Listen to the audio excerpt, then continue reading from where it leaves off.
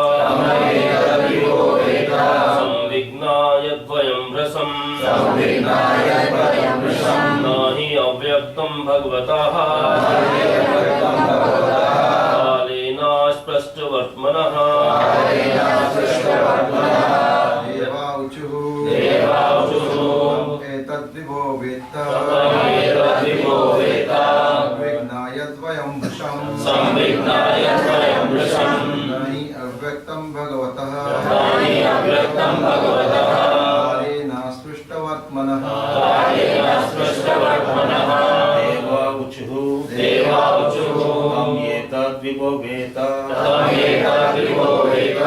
संविज्ञाय त्वयं वृषं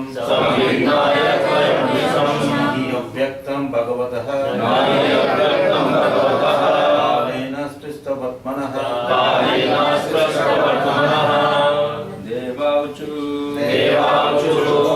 तद्विभो वेत्ता त्वयं विषं अव्यक्तं भगवता स्पृष्टवर्त्मनः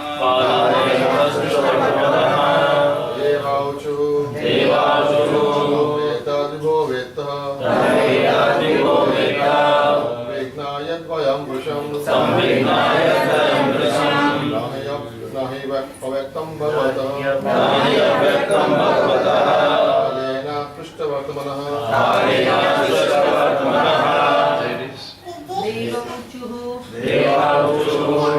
तद्विभो वेत्ता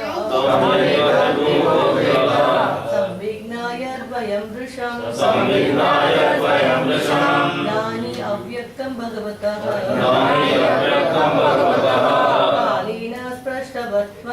कालेन स्पृष्टवर्त्मनः देवाऊचुः एतद्विभो वेत्ता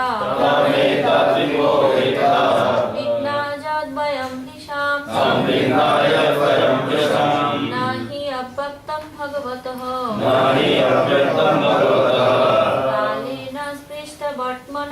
कालेन स्पृष्टवर्त्मनः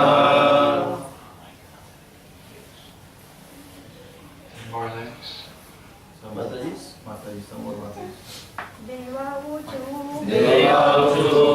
तमे तद्विभो वेत्ता विज्ञायाद्वयं वृषं नहि अव्यक्तं भगवतः कालेन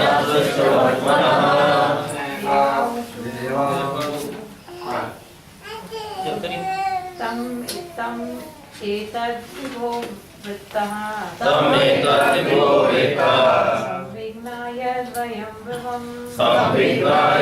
द्वयं वृषं नाहि अव्यक्तं भगवतः निष्पृष्टावर्त्मनः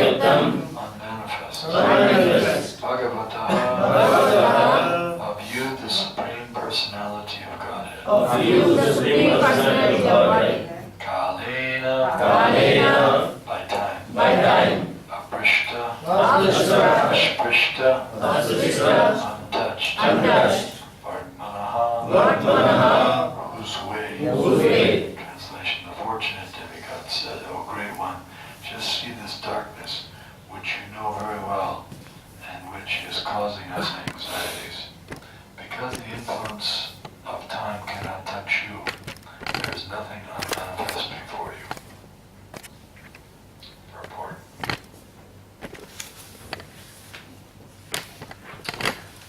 Someone can read the report.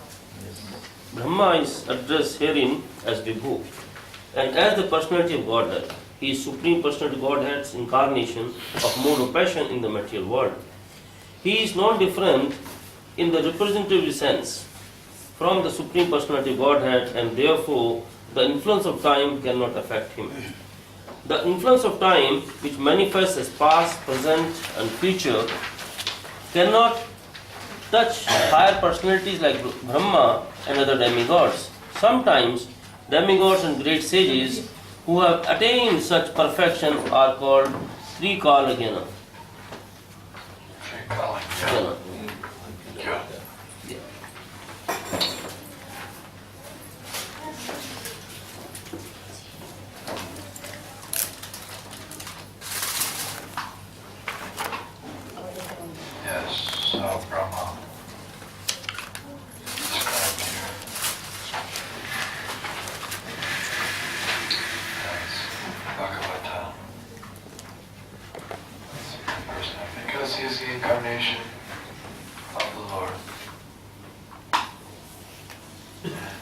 empowered to create the whole universe. His intelligence is so developed that he can practically do things that no one else can do except God. God and him, that's all. It's like he, in the Bhagavatam it describes, he creates the sounds, the different notes of music. He creates different mentalities. How do you create a mentality that is going to apply to the whole universe? We have no idea. He could create suns by simply thinking of it. Everyone else has to go through the normal process of impregnating a woman, but he didn't have to do that. He had Manasaputra, mental suns, he could create by his mind. So many things. So,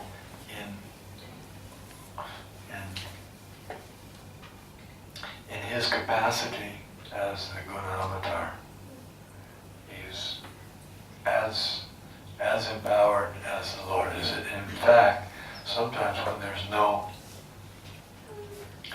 suitable jiva to take the position of Brahma in a universe, then Lord Vishnu takes it himself. And he does the same thing. This is how the Lord is working. So that's why he's called Bhagavatam. And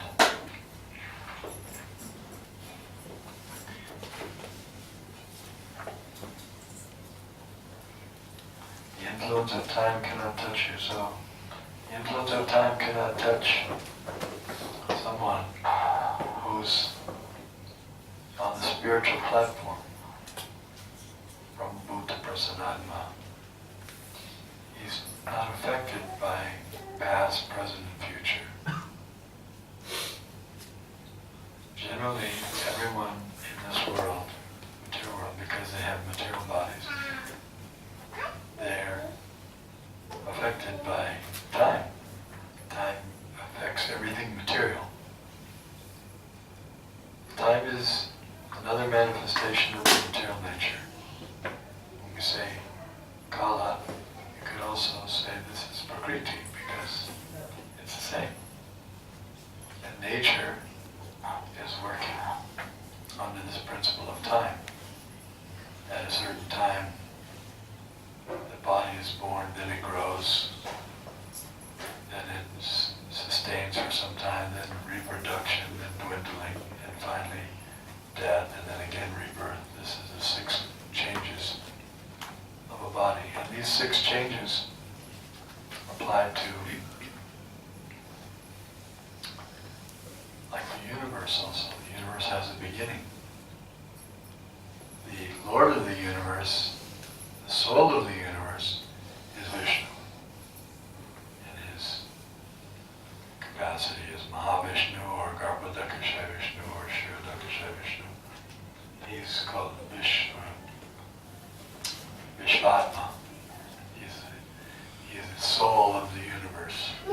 Then it grows, and then after some time, it becomes unmanifest.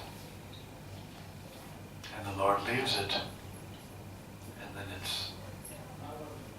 the Lord leaves the universe, and it's brought back into the body of Mahavishnu as the avyakta, unmanifest state.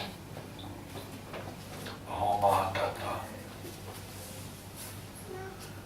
When the Lord breathes out, sometimes he manifests the Mahatattva, and sometimes the Pradhan, it remains inside him. So it's not exactly that someone was saying that God creates everything. In some religions they say God creates everything out of nothing. Not exactly out of nothing. He creates it from himself. And then so it's not nothing, it's subtle in the Pradhan state. It's there. Because what is there in the material world that's nothing? It's like the scientists say there's a void, and the void is the source of the universe. But what does void mean? Void means nothing. But is there space there? Space is something. Is there intelligence there? How can you say that the universe has no intelligence? So if the universe has no intelligence behind it, where did it get the intelligence? There must have been something subtle. And then they say, well, yes, okay, perhaps maybe there was something subtle. Yeah, there must have been something. Otherwise, how can you say that the universe has some, at least Einstein, you elected, the people elected Einstein as the person of the century, the greatest man of the century. He said there must be some great brain behind the universe. But why did you elect him? Is he wrong? If he's wrong, why did you elect him as the top man? No, you elected him because he's the brightest man, in your opinion. He says there must be some great brain behind the universe. That means intelligence. Brain means intelligence. If there's intelligence, that means there's something. It's not void. Unless you say intelligence is nothing. How can intelligence be nothing? If you say the universe is working on the basis of intelligence, then it's not nothing, it's something. Then you can't say that the universe came out of void. Then you have to say, well, all right, the universe came out of intelligence. But no, intelligence is not sufficient to create a whole universe, because even though you may have intelligence, you can't create a universe out of intelligence. You need some ingredients. Where do the ingredients come from? Oh, okay, well, the elements. Where do the elements come from? Well, we don't know. That's the point. You don't know, so be quiet. You don't know. Find out from someone who knows. When you don't know something, then you don't give yourself a PhD and start teaching it. If you don't know, be quiet and go to someone who knows. Instead of they speculate and then they make experiments and then they guess. And they're so what's the word? I can't think of the word I would like to say. Arrogant. Arrogant is close, but there's another word that's even. But they're so arrogant that they dare to say that the universe was created on a certain day of the week at a certain time. Now, how do they know that? Which of them was present? Who took a video of the creation? Where is their information coming from? But they make these statements that the universe came on so many billion years ago on the Tuesday at such and such a time. What arrogance. And then they make the error of, that's a huge error, because they don't know. And then they err by saying it came out of void, came out of nothing, which cannot be substantiated. It's not scientific.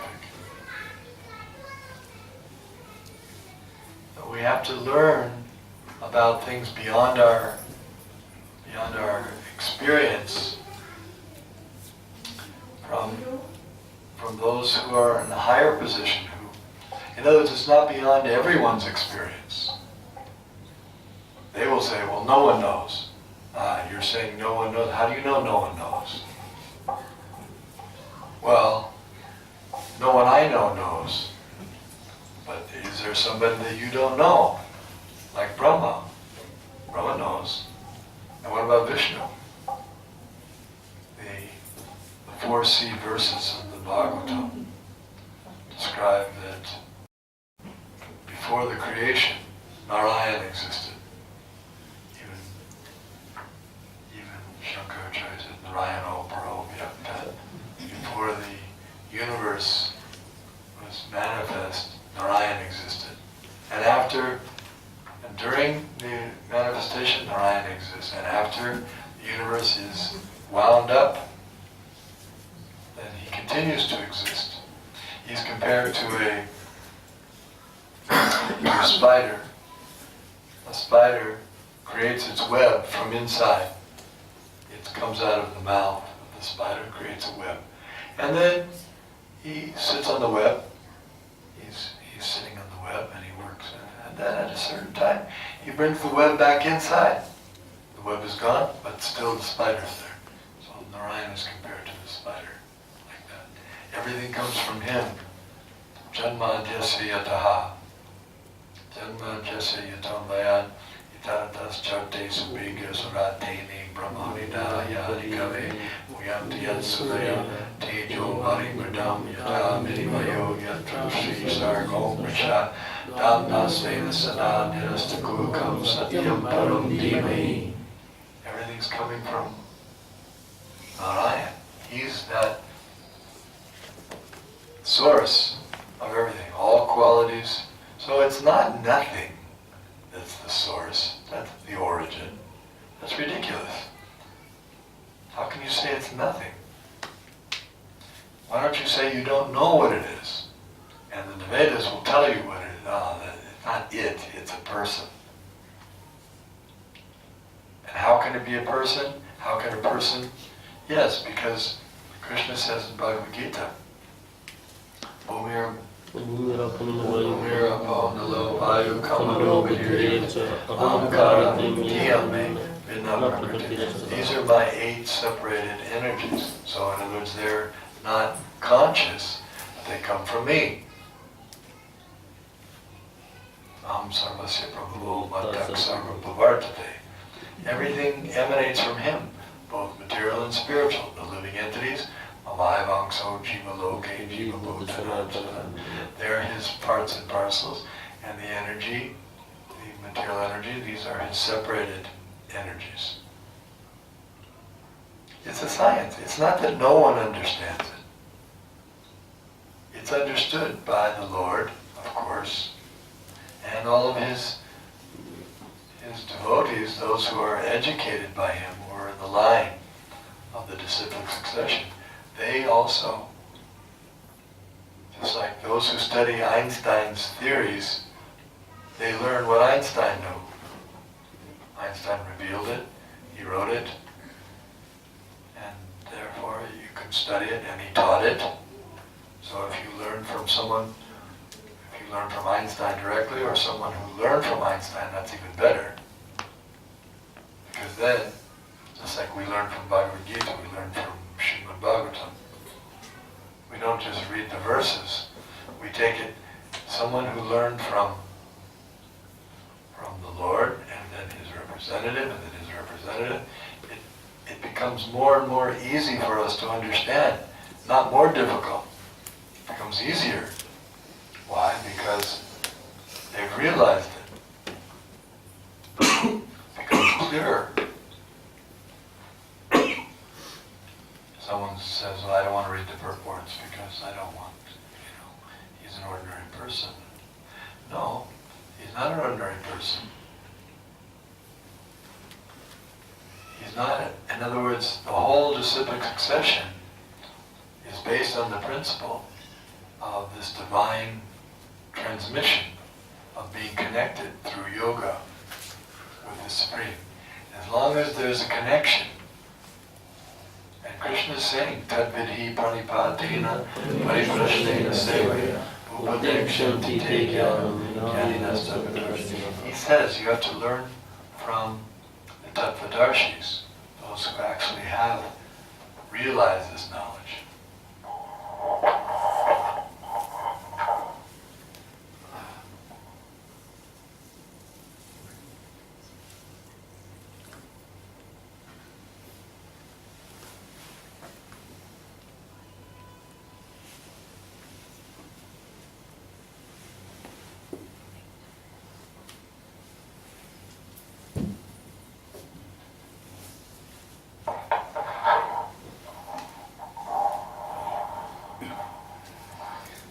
Process. Krishna is the source of all 4 Vaishnava Sampradayas. Sri Sampradaya, Kumara Sampradaya, Brahma Sampradaya, and Rudra Sampradaya. He's the source. He's the one who educated all four. They learned from him. So it's not that nobody knows. Sometimes people say, well, no one knows. A better statement is God knows. God knows. But no one can find out from God. Why? Well, God doesn't speak. Why? Why God can't speak? You can speak. You're God's son. God's son, Jesus spoke. You're speaking. Even the dog is speaking. Why can't God speak? Well, he has no material body. Okay, granted. Why can't he have a spiritual body? Well, spirit can't have form. Why? Because if it has form, then it's not spiritual, it's material. Who said? Who said that there can't be form in the spirit? I was in an airport a few years ago, and one Muslim lady came up and she wanted to inquire about what our beliefs were, because I dress like this, except when I come to certain places. I dress like this everywhere else. So she came up and I explained, and she said, well, we Muslims, we don't believe that God has a form. It's formless.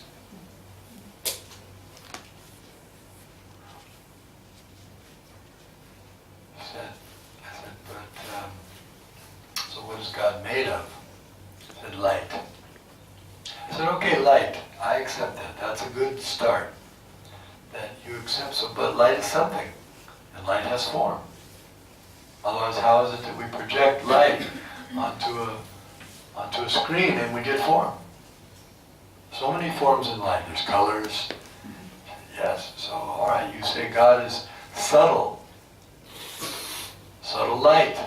Okay, that's a good start. That's like spirit. Then I said, so the light, if you make it spiritual light, then there's form there. And it must be spiritual because God wouldn't be material. She agreed. So spiritual light, that's the best thing she could do, and so that's good. Yes, all right, thank you, she said. Now I accept that God has spiritual light form. God has made a spiritual light. That's very good. And it is true because he's Brahma Jyoti. He's Brahmano hi pratishtaham amritasya vyas. He's the source of all the effulgence. Whatever light comes from him. Therefore you can't say he's not light. He's light. He's spiritual light. And personal. Otherwise, how do we become personal?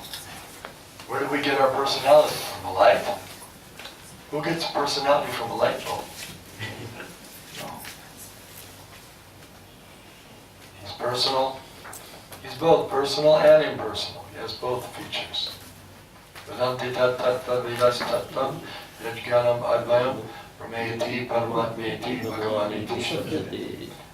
Non-dual substance is described by the Vedanti. They say, Vedanti tattva vidas, those who know the truth have described the non-dual substance as Brahman, Paramatma, and Bhagavan. So we accept all three. We don't say only personal. No, he has an impersonal feature too. The impersonal Brahma Jyoti. That's his effulgence, that's not personal. Although if you go deeper, you find that everything's personal. But even from the external point of view, you could say it's impersonal.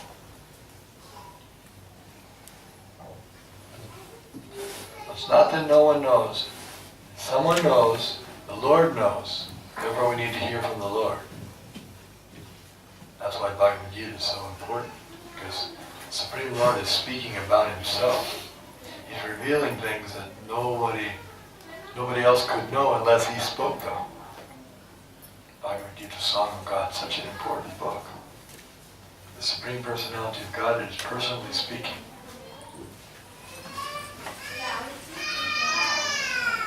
not just presenting himself through his energy as a burning bush, but he's personally speaking. And he's saying, I am the source of everything. Me in my personal form. Arjuna even asked that question. He said, which is superior? To realize you in your impersonal feature or your personal? He said, both are good for self-realization, but of the two, personal form is superior. And the process of realizing the personal form is bhakti.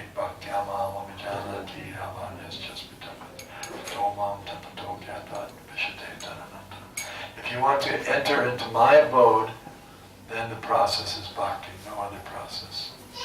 Not by speculation, not by the process of elimination.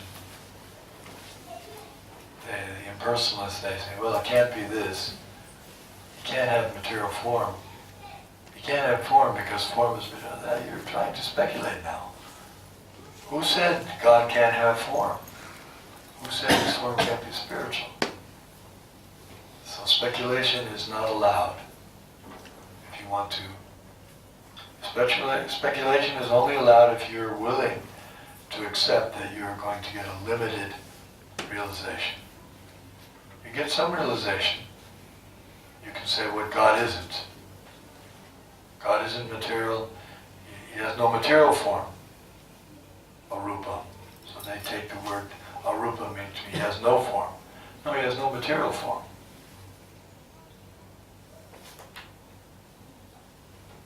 Nirakar, he has no...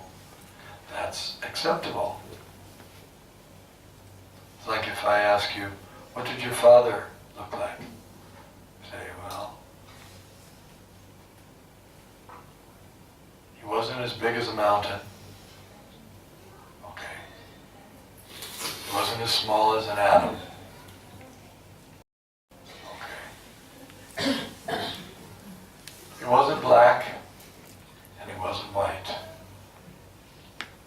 And he wasn't made of tulips, and he wasn't a frog. This could go on forever. You know. It wasn't a sound only. Anyway, I could go on. Millions and trillions of things you could say he wasn't. And I think, can't you just tell me what he was? Don't you know? Tell me about your father. He wasn't this, and he wasn't that. And he wasn't Einstein, and he wasn't Nixon, and he wasn't Hitler. Now we have to go through all the people he wasn't. It wastes so much time. He wasn't this. If you know what he was, tell. If you don't know, say, I don't know.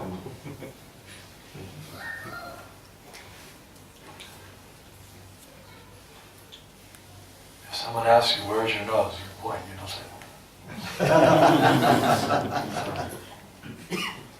Some complicated way to find it, Perhaps you'll find the nose, No perhaps. Otherwise you're not a teacher. Don't give yourself a big accolade as PhD. You don't know. How can you teach physics or astrophysics or cosmos or whatever they're teaching? You don't know how the universe began. You don't know where it came from. Say you don't know. Be honest. Don't be a hypocrite. You say you know, you're saying I know, and then as soon as someone starts asking you questions, we don't know. Then why are you teaching it? Why are you giving PhDs in it? How do you call yourself a scientist? Now they would challenge us, how are you scientists? We're scientists because we've heard from the greatest scientist. The Supreme Lord is the greatest scientist. And Brahma is the next greatest scientist. So we're hearing from Krishna, then Brahma, then Narada, then Vyasa. All these are great scientists. So by hearing, you become a great scientist? Yes. We become the greatest scientists. We can challenge all of them. Prabhupada said that. I'm challenging all these scientists. I'm not a scientist, but yet I'm challenging them that they're speaking all nonsense. And he actually created many scientists, or at least at that time there were a few, who became devotees, and Prabhupada was very pleased. Now we've captured scientists. We've converted to scientists. Now, in our movement, there's hundreds and thousands of scientists who have become devotees, mostly from India. That's why we're very interested in training them in Vedic cosmology. I'm planning or hoping to establish a institute of Vedic cosmology in Mayapur, so that we can train up ongoing, because it's an ongoing science to understand it. It's deeper and deeper, and you have to train up. So the more we dig, the more we study, the more we'll realize about Vedic cosmology. Study from the Vedas. We don't speculate. We're not going to depend on, some telescopes and Hubble telescope and Hubble telescope. They're so proud. We're seeing through the Hubble telescope. It's created by imperfect senses, and it's viewed through imperfect senses, and it's analyzed through imperfect senses, and it's heard by somebody else through imperfect senses. How will it be perfect? Everything about it's imperfect. And then there's cheating going on. Not only are there imperfect senses, tendency to make mistakes, subject to illusion, then there's the cheating propensity. Even if you somehow or other get the right thing, and you find out it doesn't quite fit, and if you don't, then okay, fudge it, or filter it out. No, it doesn't fit. Just like in the Darwin's theory, we have our devotees have uncovered. The devotees discovered so much cheating, so much filtering out. Whenever the evidence didn't fit the prevailing theory, Darwin's theory, they just buried it again. Dig it up, put it back in, bury it, don't talk about it. The our devotees dug it up again and said, no, what about these? What about this evidence? That's why it's creating a sensation. And the scientists are very worried. That's why this movement is meant for creating a revolution in the impious lives of this world's misdirected civilization. This movement is a revolutionary movement.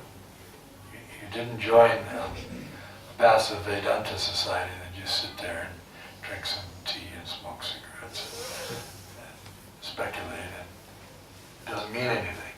No, this movement it's a revolution. Because it overthrows all the misconceptions. Everything that's wrong will be, and everything's wrong in the material world. Kalir doshani de rajan yasti ekam kirtanade krishnasya mukta sangha bhagavati. Everything in the material world is faulty. Therefore we have to throw out the whole material conception of life and show them how everything can be understood properly. And when you understand everything properly, then your life becomes perfect. They don't like that you can become perfect. A man can become perfect. A living entity can become perfect when he is connected with the Supreme Perfect, because we're parts. It's like a screw. A screw lying on the ground, it has no value practically.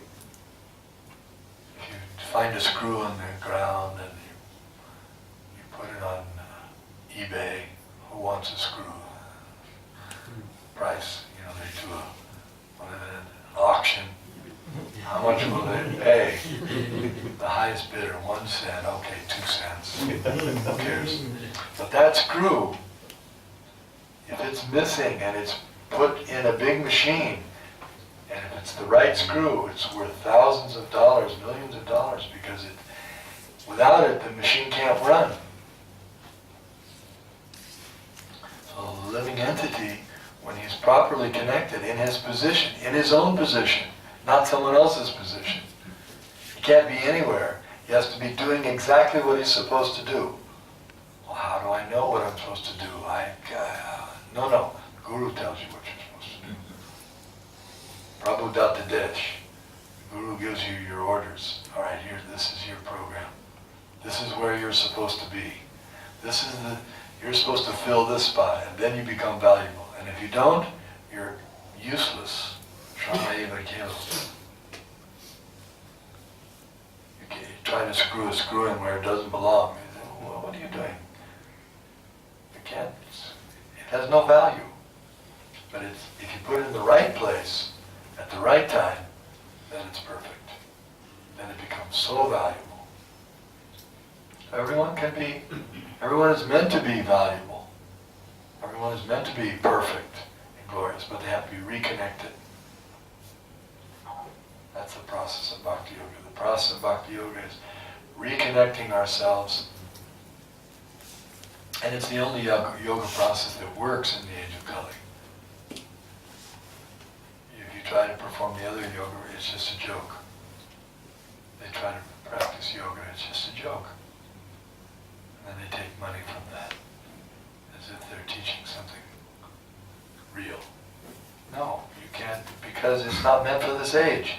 It's not the right time. When the time is right, then yes, that yoga has its value. Then you have to learn and you have to go away. Chachodesh, Stapya, Krishna says in Bhagavad Gita, then you have to go to a secluded place, sit down and do all that. But not in Kali Yuga, not in the cities, not in,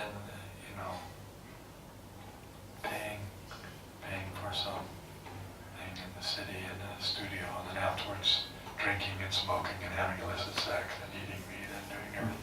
It doesn't work that way. So it has its place, but not now. What is for this age? Hare Nama, Hare Nama, Hare Nama, Eva Kevalam. Nasteva, Nasteva, Nasteva, Gata.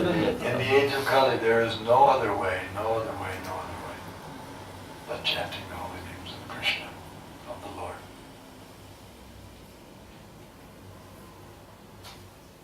So they approached Brahma because there was something that they could not understand. What was the thing they couldn't understand? Darkness. The darkness. Yes. How did this darkness, how to explain it? Like, what is it that Stephen Hawking, he said, either we have failed to see 99% of the universe, or we're wrong about, what is it? We're wrong about how the universe began. Yes, both. You failed to see 99%, and you're also wrong. Not one or the other. Both. You haven't seen 99% of the universe. You've seen very little. And you're also wrong about how the universe began. You don't know anything because you're like a little cockroach in the commode of a skyscraper building. He's trying to speculate how this building came about. But how can he speculate? He only came on the scene about a few weeks ago. And the skyscraper was built so long. How's he going to speculate? How the skyscraper began. He's a little cockroach. Even if he has good antennas,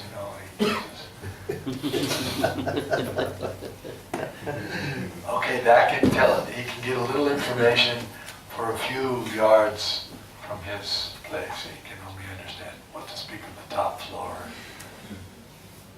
So that's what the scientists are doing, like a little cockroach trying to figure out how the skyscraper was, how it began, when it began, how it manifested. They don't know anything. Yeah, if you want to know, why not go to the engineer, the one whose original idea? He knows.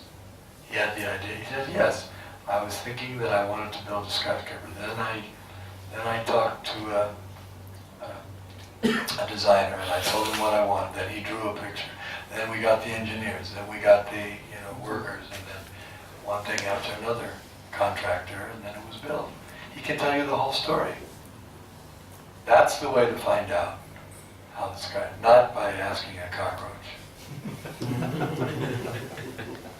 In the commode. He never left the commode. I mean, it might be something if there was one very, very bold and very adventuresome cockroach who went up, the stairs or something like that. But if one stayed in the commode the whole time, then you certainly don't ask him. Okay, so any questions? Thank you, Maharaj. We can't be too lenient with these scientists. Prabhupada wasn't lenient at all. He asked him, what is the missing link? He said, the missing link is my Buddha in the face of the scientists.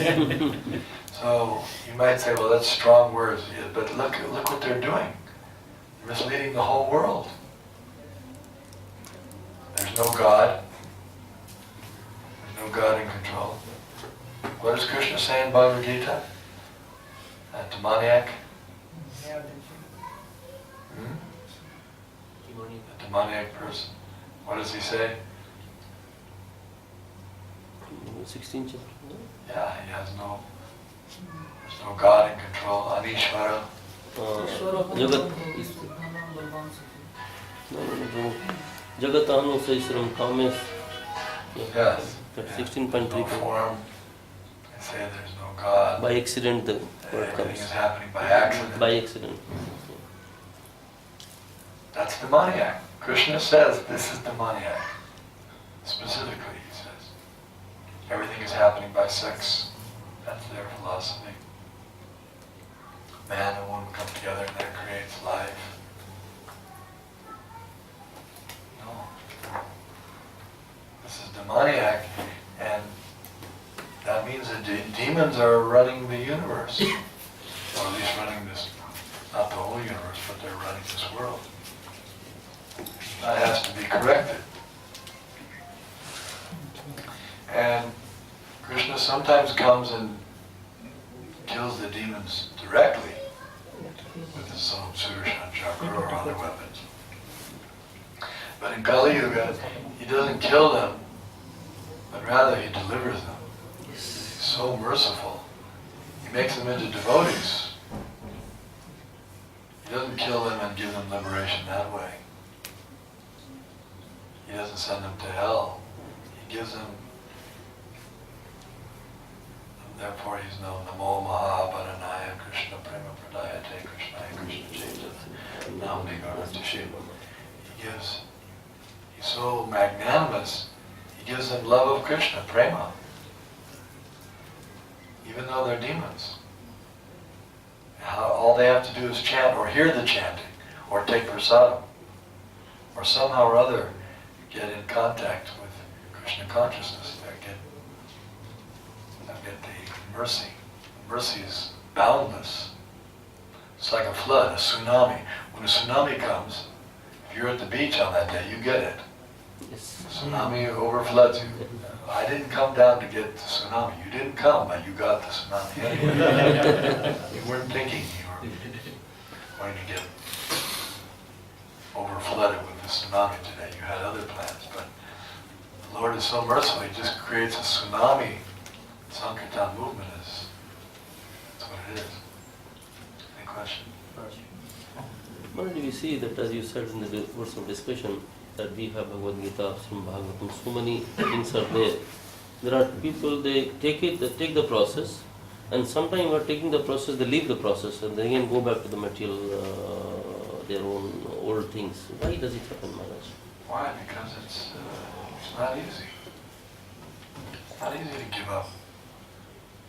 It's not easy to go against the current. You have to swim against the current. Mm-hmm. It's not easy. They join the movement and after spending years, then they leave again, Maharaj. Yes, because by association with the materialists, they become again, those they maintain material attachments. They still want to associate with the non-devotees. They still want to do those things, go to the club. I still want to drink. I still want to eat meat. I still want these things. Even though, so then I have to block it out that it's right, and I have to say, I have to find. And the karmis are very good at that, the materialists. They'll tell you it's good to drink. They even say now, they say, a little drinking is good. good for the heart. Doctors say, a little drinking is good, so I'll drink a little bit. Then they say sex is good. Sex is good. If you don't have sex, they say, it's not good, and then you get psychological problems. So sex is good. Intoxication is good. Meat eating is good.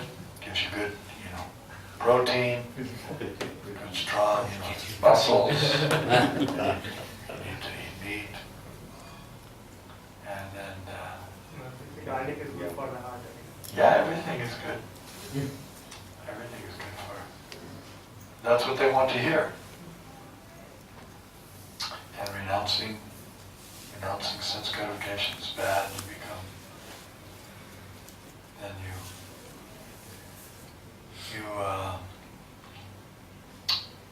what is the word? Suppress. You suppress your senses. Your real desire, and that's not good. And they come up again. So they don't know that you can get a higher taste. That yes, there may be some pleasure, some small pleasure in these things. We don't deny that there's some pleasure in material things, but there's a higher pleasure in spiritual things. So it's not that we're giving up something for nothing. It's not that we don't eat anything, we just starve to death. That's our program. Is we stop eating, we don't eat material, and we just starve to death. Then their argument would be valid. You've given a beating, now you're just dying. What is the use of that? We're not dying. In fact, we've opened hundreds of restaurants all over the world. They're very successful and they're growing. And it's tastier and it's healthier. Okay? Maharaj, many countries nowadays have the space programs where they send these crafts to different planets, and the Vedas also explain, like say they send a spacecraft to Mars. Now the Vedas also say have mentioned that there is a planet Mars, but what exists on Mars is very different from what these people find there. They just find a desert with just some features on the planet. There's nothing there. It's barren. So how do you reconcile this difference? We don't have to reconcile. we don't. Okay, we can reconcile this. That first of all, whether they've gone, that's also a question. But let's say they did go. They touched it and took some photographs and came back. So that's subtle. Some of these planets are higher planets. So there's people there that have subtle bodies. So that they're not seeing it. There's things that are subtle that they're not able to see.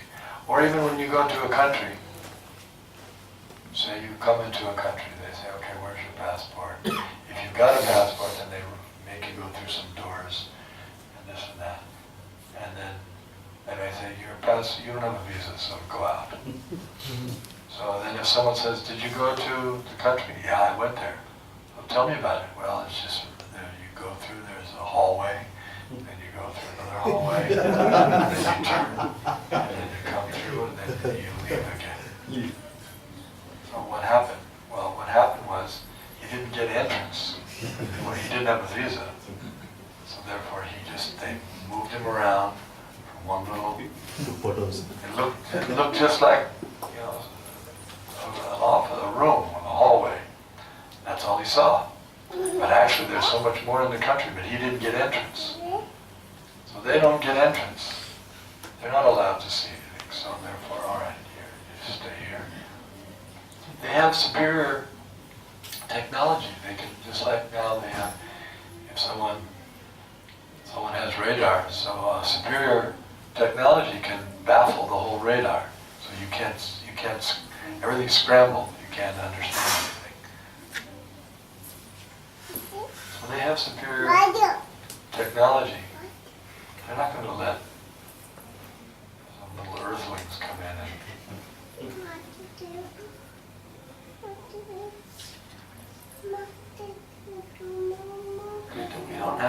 we don't have any confidence in what they say. They said they went to the moon. And what is the proof? The only proof that they have left is that one fuzzy video, that one fuzzy little video of the people jumping. But now they've found out that all you have to do to make the people jump and seem like it takes longer to get down is you slow down the film. That's all. That's all that happened. They're jumping and then you slow it down and you speed it up again and it's normal. Why should we believe that? Why didn't they go again? That was 45 years ago that they went. Now you think with technology and computer technology, the way it's expanding, you think you'd be able to go there back and forth, just like Pan Am. Pan Am promised that they were going to have moon excursions. Pan America, it went out of business. Yeah, Airline. with a big price. They cheated, so they got. Well, why don't we go back again? Why can't we go? I always say we're not interested, there's nothing there. Very questionable. You wasted so much money, so many billions, trillions of dollars, and you didn't know that it was, all you would get was rocks. What do you want to say regarding Malaysian aircraft crash? Is it a challenge by Krishna that they are not able to find out where the flight went and where it went? Now they are searching for all pieces and still not decided. The cheaters and the cheated people. Some want to be cheated, and then some want to cheat. So those who want to be cheated, they will be cheated. The perfect cheaters will come, and then follow that. Prabhupada was the only one who stood up to them and said, they've never gone to the moon. And even if they did go, they couldn't stay there. They couldn't reside there. So we don't have confidence in what they say.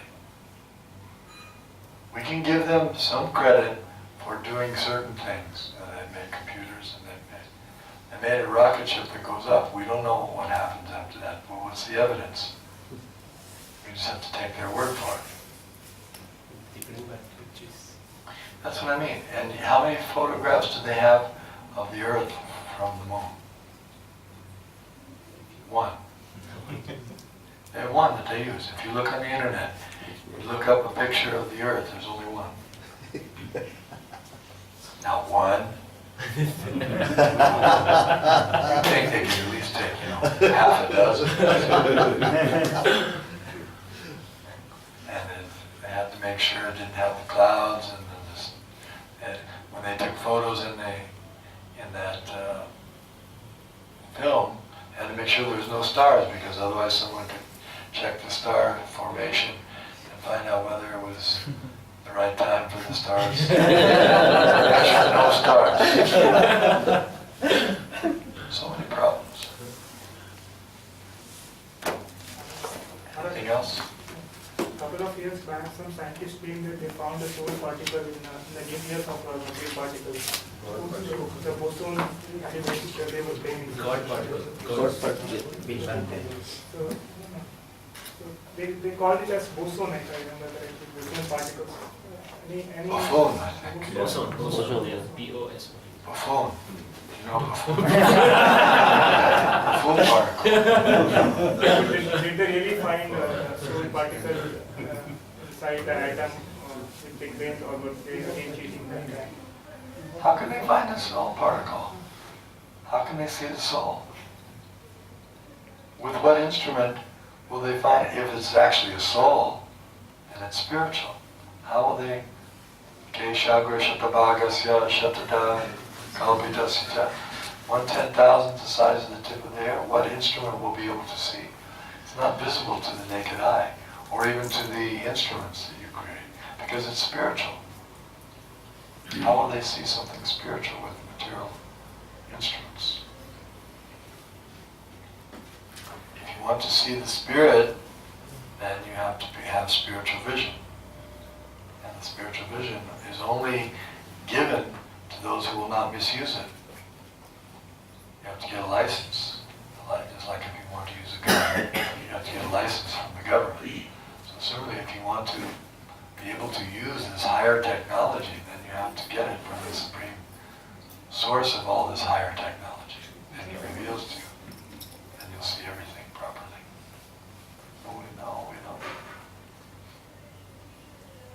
You can give them credit for what they can actually do.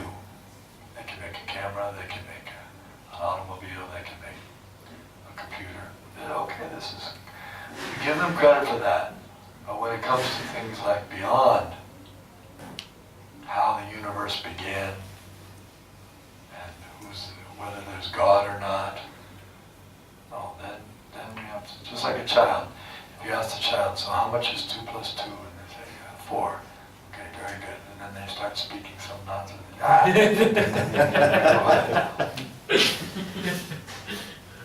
Okay, it was good, you spoke 4, that was right. But then if you start speculating, then you have to be quiet. As you told in the class, and if you want to come to Krishna's, there is a abode to the process. What is that slokas you There is what? If you want to come to my abode, there is a process. You told, but then you connected it. Bhakti, You quoted one Bhakti sloka. Amama Vijanati. You have to go through the process of bhakti. 15th, That's the process for Krishna to reveal himself. What was the sloka? 15th chapter. Nityamam vijanati. Any other? How do we get rid of this worry and anxieties so that we can be more consistent in our Yes, because Krishna is in control of everything.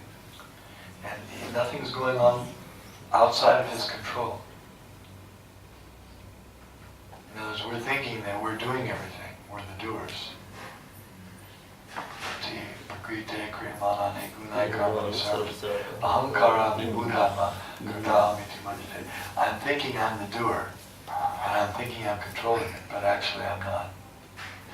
And if one is engaged in devotional service, then Krishna takes over. So everything is happening by Krishna's arrangement. All we have to make sure is we're doing what we're supposed to do, doing our part. The results we can't control.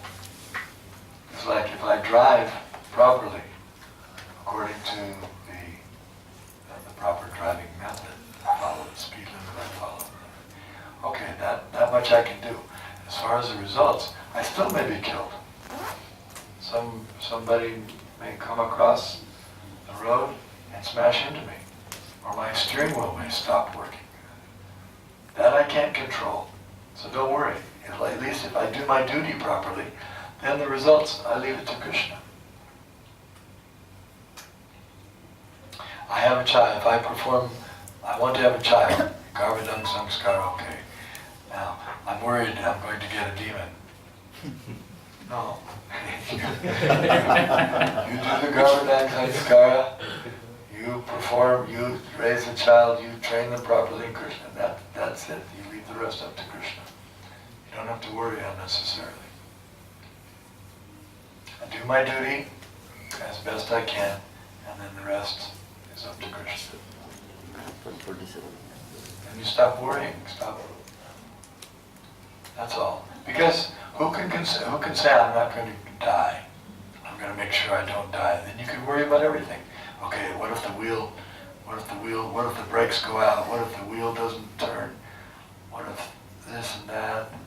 What if some drunk is on the other side and he's coming at my side? How will you protect yourself against a drunk coming on your side?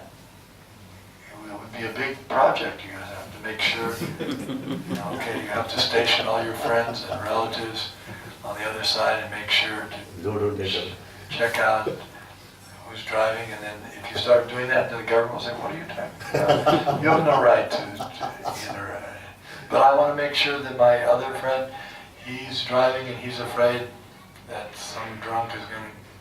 I'll say, no, it's not your business. So you can't do it anyway. We can't control that we're not going to die and when we're going to die. That's not within our power. Or anything. We simply do our duty in service to Krishna as ordained, and that's all. Don't be attached to the results. Be attached to doing your duty, but not to enjoying the fruits. And then Krishna says that's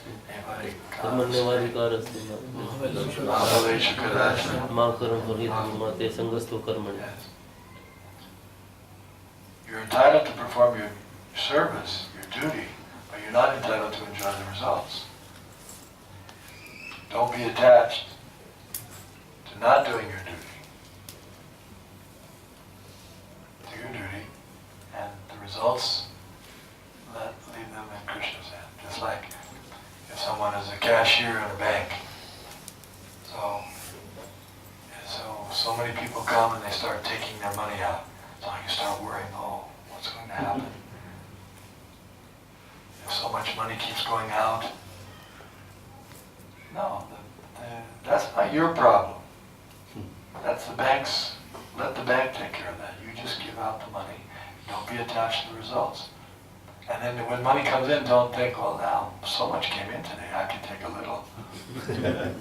Don't take advantage of that.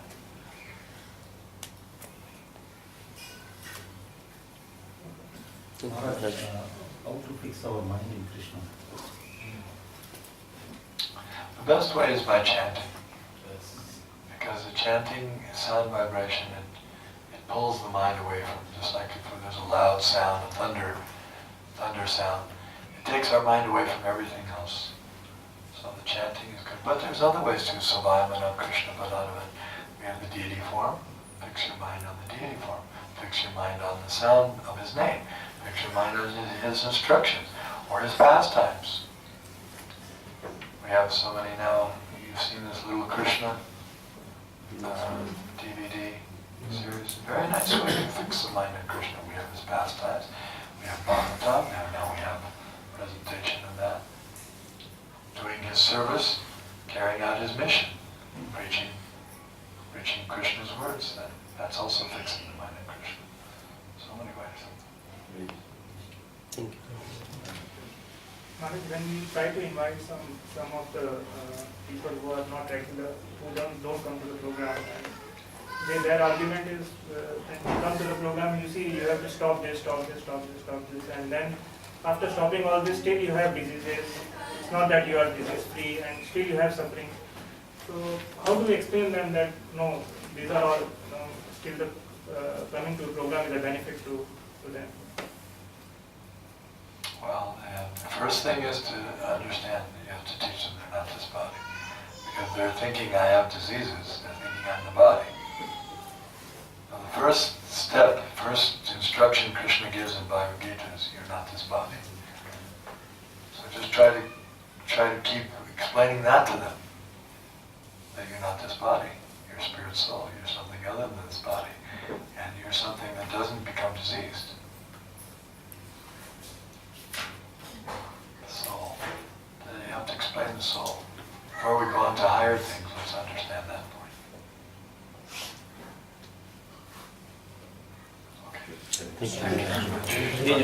Goswami Maharaj ki